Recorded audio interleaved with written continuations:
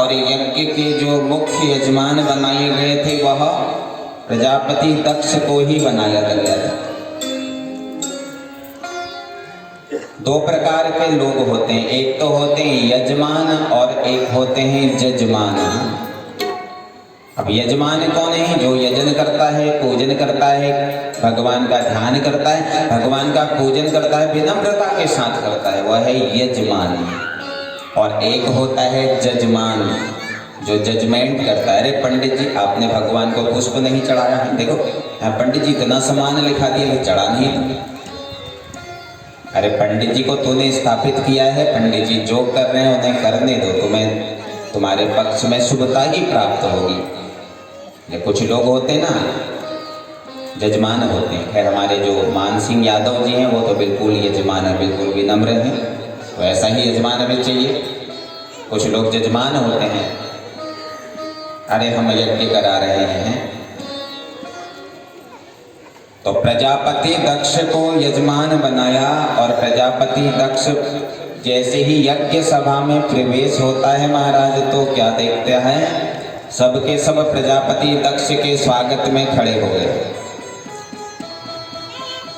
केवल त्रिदेव बैठे हैं, भगवान ब्रह्मा, भगवान विष्णु और भगवान महेश। प्रजापति दक्ष ने एकटक होकर के पहले ब्रह्मा जी की तरफ देखा, तो विचार किया चलो कोई बात नहीं, ब्रह्मा जी मेरे पिताजी हैं, अगर मेरे स्वागत में खड़े नहीं हुए तो कोई बात नहीं। नारायण की तरफ देखा, सोचा कि चलो नारायण मेरे इष्ट हैं, मेरे स्वागत के लिए खड़े नहीं हुए तो कोई बात नहीं। और जैसे ही भगवान शिव की तरफ देखा तो बोलने लगा कि सोयताम ब्रह्मर्षय में सहदेवा सहाग्नयः साधो नाम ब्रोव्रते नज्ञान नाग्यमानां च मत्सरान्। अरे इस शिव को इस यज्ञ सभा में किसने बुलाया है? ये शिव ना तो मनुष्य जैसा दिखता है, यह शिव ना तो भूत जैसा दिखता है। हाँ, नरमुंडों की माला गले में धारण करता है, राग विभूति शरीर में लगाता है, एक भी शुभ चिन्ह इस शिव पर विराजमान नहीं है। इस शिव को किसने इस यज्ञ में सम्मिलित किया है? मैं अभी आदेश देता हूँ यजमान होने के नाते कि यह शिव इसी समय यज्ञ छोड़ करके चला जाए। लेकिन मेरे भोलेनाथ बड़े ही भोले भाले हैं महाराज। हाँ, उठे और उठ करके चल दिए, लेकिन नंदी ने श्राप दे दिया, ए दक्ष जो तू मैं कर रहा है ना, क्या मैं तुझे श्राप देता हूँ, इस सर पर मैं वाला ही सर लग जाए, इसलिए ज़्यादा मैं नहीं कर दीजिए। मैं कर रहा हूँ, आप कोई करने वाले नहीं है प्यारे, करने वाला तो मेरा गोविंद है, मेरी माँ जगदम्बा है।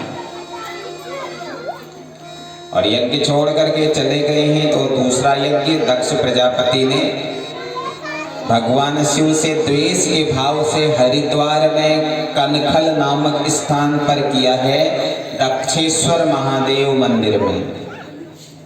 और सबको यज्ञ में बुलाया है महाराज, बस केवल सती को यज्ञ में नहीं बुलाया।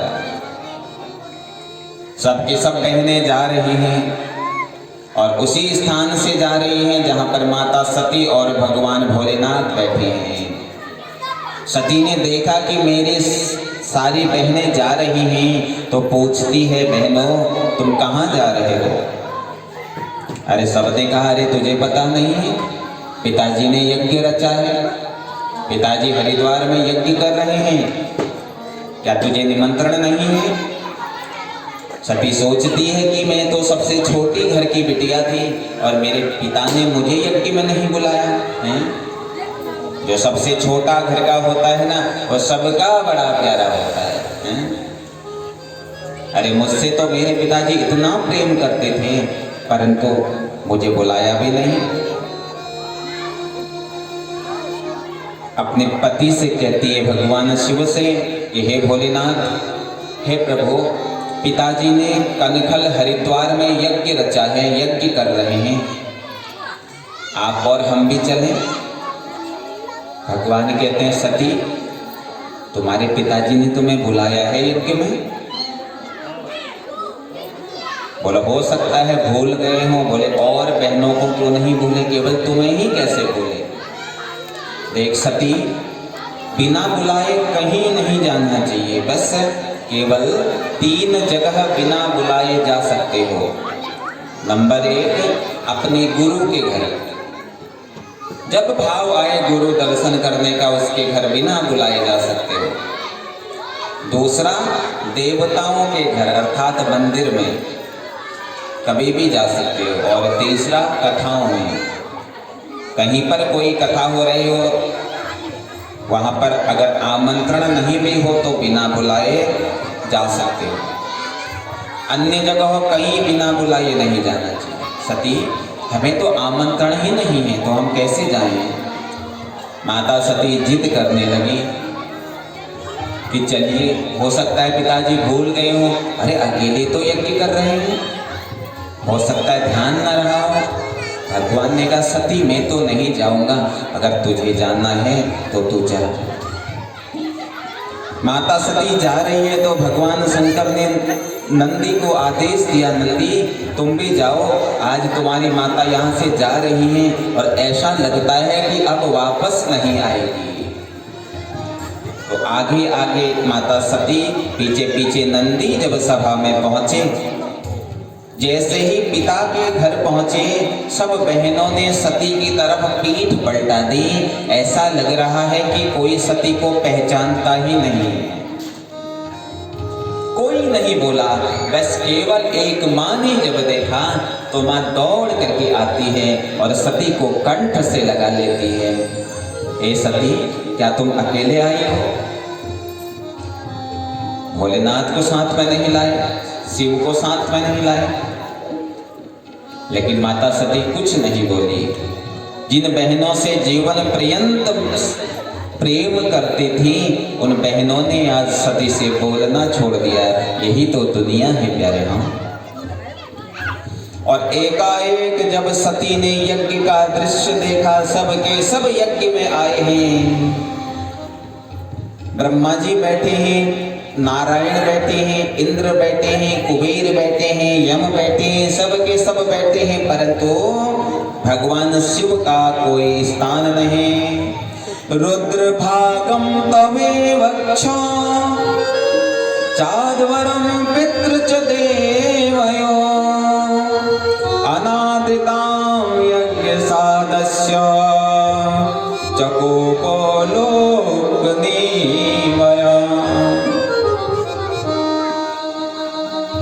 सती बोलती है, क्या तुम्हें नहीं लगता है कि इस यज्ञ में कोई कमी है? अरे बिना शिव के तो कोई यज्ञ संपन्न होता ही नहीं है। ब्रह्मा जी से पूछती है, हे ब्रह्मदेव, ये सब के सब तो हमारे पिताजी के अधीन हैं, चलो, लेकिन हम तो मेरे पिताजी के पिता हैं। अगर आप कहते कि मेरे स्वामी, मेरे शिव को इस सभा में बुलाओ, इस यज्ञ में बुलाओ, तो मेरे पिताजी जरूर मेरे आराध्य को, मेरे स्वामी को बुलाते। लेकिन ब्रह्मा जी कुछ नहीं बोले। नारायण से कहते हैं, चलो ना, हे, अगर ब्रह्मा जी की बात काट सकते थे मेरे पिताजी, लेकिन हे नारायण, अरे तुम तो मेरे पिता के आराध्य थे। अगर तुम चाहते, तुम कहते, तो मेरे पिता जरूर मेरे स्वामी को बुलाते।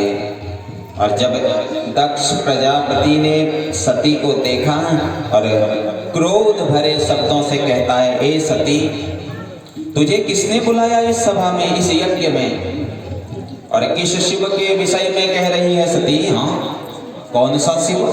अरे वह शिव जो अर्धनंगा रहता है, शरीर में राग विभूति धारण करता है, गले में नरमुंडों की माला धारण करता है। अरे वह शिव ना तो देव तुल्य है, ना दानव तुल्य है, शमशानवासी है, शमशान में रहता है। और यह सुन करके माता सती ने अपने कान बंद कर लिए। 3 अपमान अगर कहीं पर हो रहे हो, ध्यान दीजिएगा, तीन अपमान अगर कहीं पर हो रहे हों, शास्त्र कहते हैं उस स्थान को छोड़ देना चाहिए। प्रथम अपमान है गुरु का अपमान। अगर कहीं पर कोई आपके गुरु का अपमान कर रहा हो तो उसी समय उस सभा को छोड़ देना चाहिए। आपके इष्ट का अपमान, अगर कहीं पर आपके इष्ट का अपमान हो रहा हो, आपके देवताओं का अपमान हो रहा हो, तो उस स्थान को भी छोड़ देना चाहिए। और तीसरा, आपके पति का अपमान, अगर कोई आपके पति का अपमान कर रहा हो तो उस स्थान को छोड़ देना चाहिए। पति का अपमान भी कभी नहीं सुनना चाहिए। लेकिन आजकल की माताएं तो बड़ी अलौकिक होती हैं। कोई पति की निंदा कर रही हो तो कहते हैं हाँ बिल्कुल महाराज ऐसे हैं, ये सुनते ही नहीं बिल्कुल भी मेरे हैं, कुछ सुनते ही नहीं महाराज। अभी तो यहाँ पर बड़े सीधे साधे होकर के बैठे हैं, घर जाकर के तो बड़े टेढ़े। तो पति का अपमान भी कभी ना करना चाहिए, ना कभी सुनना चाहिए। तो यह जब सती ने सुना तो सती को क्रोध आ गया और कहती है, हे दक्ष प्रजापति, मेरे नाथ मेरे स्वामी मुझे दक्षायणी कहते हैं। मेरे नाथ के मुख से तेरा नाम आता है। मेरे स्वामी मना करते रहे फिर भी मैं स्वामी के बातों को ठुकरा करके तेरे यज्ञ में आई हूँ, और इसी समय मैं इस शरीर को यज्ञ में विध्वंस कर रही हूँ। और माता सती ने शरीर से क्रोधाग्नि प्रकट की और उस क्रोधाग्नि में माता सती का शरीर भस्म हो गया। और जैसे ही माता सती का शरीर भस्म हुआ, नारद जी महाराज ने जाकर के भगवान शंकर जी से कह दिया कि हे भोलेनाथ, अनर्थ हो गया, माता ने शरीर भस्म कर दिया। और यह सुनते ही भगवान शंकर को क्रोध आया सज्जनों, और जटा से एक बाल को तोड़ते ही और जैसे ही उस बाल को भूमि में पटका तो भागों में वो बाल विभक्त हो गया। एक जटा वाले बाल से विशालकाय वीरभद्र की उत्पत्ति हुई है और दूसरे भाग से विशालकाय भद्रकाली की उत्पत्ति हुई है। भगवान शंकर ने भद्रकाली को अपने वामांग में विराजमान कर दिया और वीरभद्र से कहा, जाओ वीरभद्र, और जा करके जिसने तुम्हारी माता का अपमान किया है उसे दंडित करो।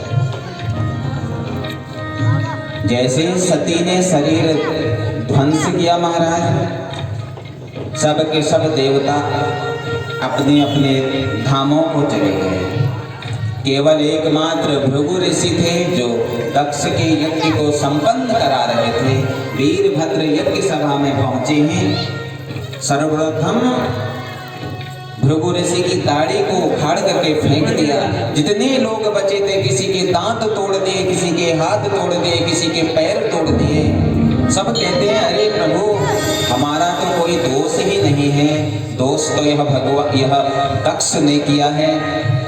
और यह सुनते ही वीरभद्र ने अपने नाखूनों से दक्ष का सर उसके धड़ से अलग करके यज्ञ कुंड में डाल दिया। बोलो शंकर भगवान की।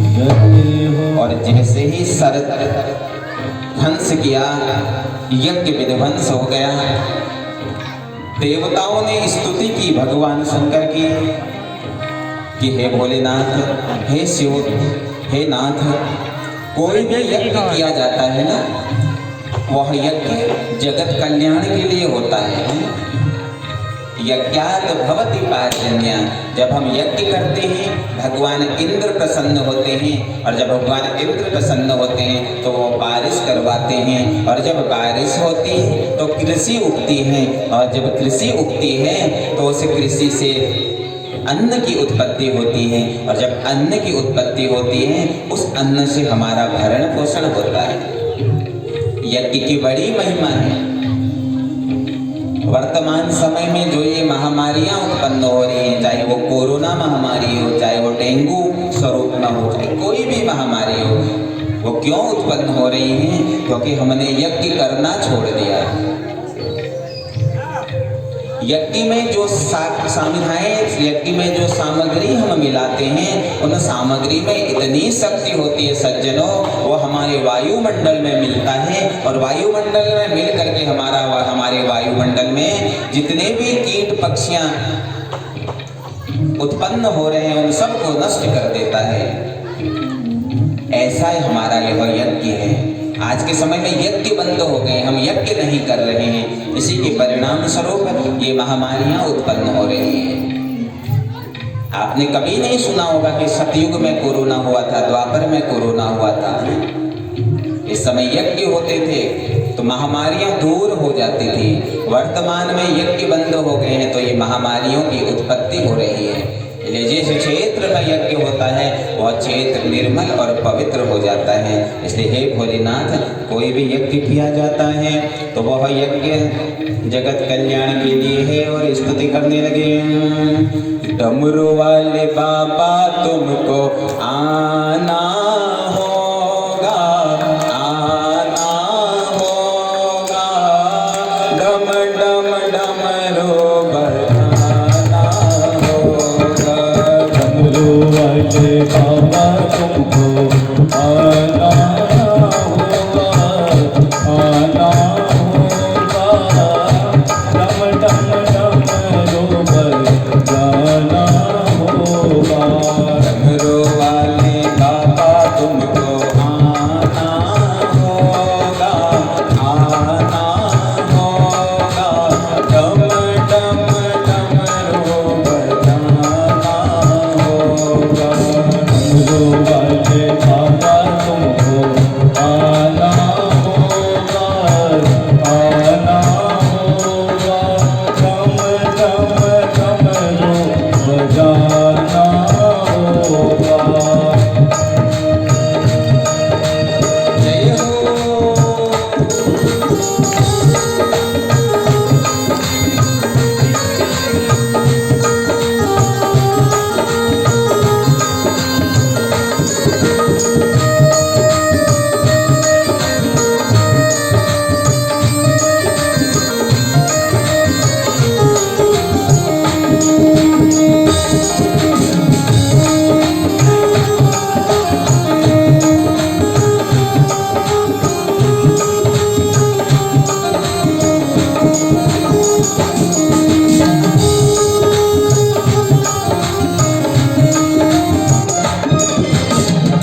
बेलपत्र दूध बाबा आपको चढ़ाएंगे, बेलपत्र दूध बाबा आपको चढ़ाएंगे, बेलपत्र दूध बाबा आपको चढ़ाएंगे, बेलपत्र दूध बाबा आपको चढ़ाएंगे। केसरिया चंदन माथे तिलक लगाएंगे, केसरिया चंदन माथे तिलक लगाएंगे। बेलपत्र दूध बाबा चढ़ाएंगे, बेलपत्र दूध बाबा आपको चढ़ाएंगे।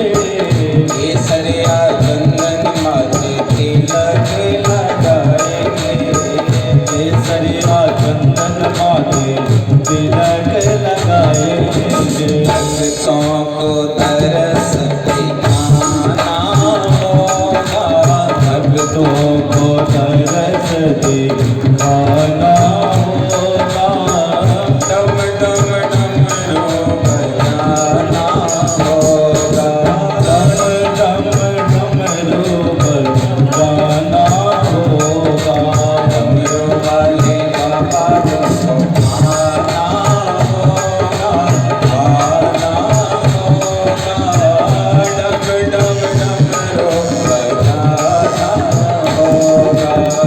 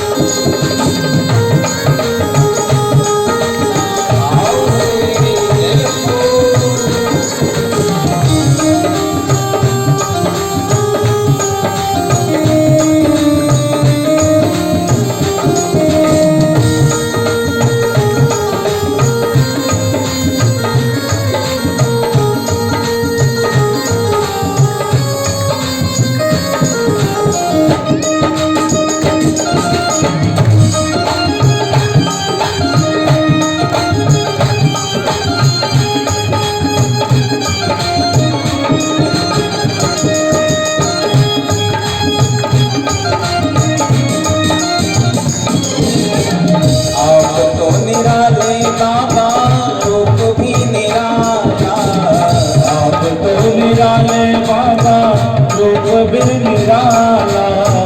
आप तो निराले बाबा रूप भी निराला। आप तो निराले बाबा रूप भी निराला। हाथ त्रिशूल गल सर्पों की माला। हाथ में त्रिशूल गल सर्पों की माला। आप तो निराले बाबा रूप भी निराला। आप तो निराले बाबा रूप भी निराला। हाथ त्रिशूल गल सर्पों की माला। हाथ में त्रिशूल गल सर्पों की माला। बंदी में चढ़ कर आना होगा, आना होगा। डम डम डमरू बजाना होगा। डम डमरू बजाना होगा। डमरू वाले बाबा तुमको आना होगा, आना होगा। डम डम डमरू बजाना होगा। डम डम डमरू बजाना होगा। डम डम डमरू बजाना होगा। बोल भक्त वत्सल भगवान की। जय। और भगवान शंकर को जैसे ही पुकारा तो भोलेनाथ हैं आशुतोष, थोड़ी सी बातों में ही प्रसन्न हो जाते हैं। जो किसी को नहीं चढ़ता है मेरे भोले को चढ़ जाता है। एक बार एक सर्प दौड़ता हुआ पहुंचा। बोले क्यों आए हो? बोले प्रभु जहां जाते हैं लोग डंडा मारते हैं। भगवान ने कहा कोई बात नहीं, आजा मेरे गले में आजा। भूत प्रेतों ने कहा प्रभु जहां जाते हैं कोई बोतल लेकर के आ जाता है बंद करने के लिए, कोई भगाने की अनेक चेष्टाएं करता है। बोले उसकी भी चिंता मत करो, मेरे मित्र बन जाओ। जो किसी पर नहीं चढ़ता मेरे भोले पर चढ़ जाता है। और ज्यादा कुछ चढ़ाने की भी आवश्यकता नहीं, भांग धतूरा से ही प्रसन्न हो जाते हैं। और जैसे ही भक्तों ने पुकारा मेरे नाथ प्रकट हो गए हैं और सबने स्तुति करी कि हे भोलेनाथ, कोई भी जब यज्ञ किया जाता है ना, उस यज्ञ से जगत का कल्याण ही होता है। हम जानते हैं कि दक्ष प्रजापति के भीतर अज्ञान विराजमान था, अहंकार विराजमान था, जिस कारणवश दक्ष ने आपका अपमान किया। इसलिए हे प्रभु सृष्टि के कल्याण के लिए, जगत के कल्याण के लिए आप दक्ष का कल्याण कीजिए। तो उत्तर दिशा की तरफ अपने सैनिक, अपने गण भेजे और कहा जाओ जो भी सर्वप्रथम मनुष्य, पशु, पक्षी जो भी मिले उसका सर लेकर के आओ। शिवगण उत्तर की तरफ गए हैं, कुछ दिखा नहीं तो एक बकरा दिखा तो बकरे का ही सर ले आए हैं। और दक्ष महाराज के सर के ऊपर बकरे का सर, धड़ के ऊपर बकरे का सर लगाया। और जैसे ही बकरे का सर लगाया दक्ष प्रजापति जीवित हो गए हैं। और अपने भाव में ही जैसा बकरा बोलता है बम बम बम बम बम करके बड़ी सुंदर स्तुति करने लगा। कोई तो समझ नहीं पाया बम बम बम बम, भगवान समझ गए। बोला यह दक्ष मेरी स्तुति कर रहा है। इसलिए तभी से भगवान शंकर की जब पूजा होती है उसमें हम बम बम बम बम बम बम बोलते हैं। यानी हे भोलेनाथ, हम अज्ञानी ही, अज्ञानता के कारणवश न जाने क्या क्या कर्म हम कर देते हैं, लेकिन तेरी पूजा कर रहे हैं। तेरी पूजा करके आप उस अज्ञानता को दूर करना और हमारे भीतर ज्ञान की उत्पत्ति करना। इसलिए सब कांवरिये भी जब चलते हैं तो बम बम बम बम बम बम बम हैं। और भगवान शंकर की पूजा तभी पूर्ण मानी गई है जब तक उसमें बम बम जब तक न किया जाए। सभी लोग बम बम बोलते हैं। बोले भोलेनाथ भगवान की जय।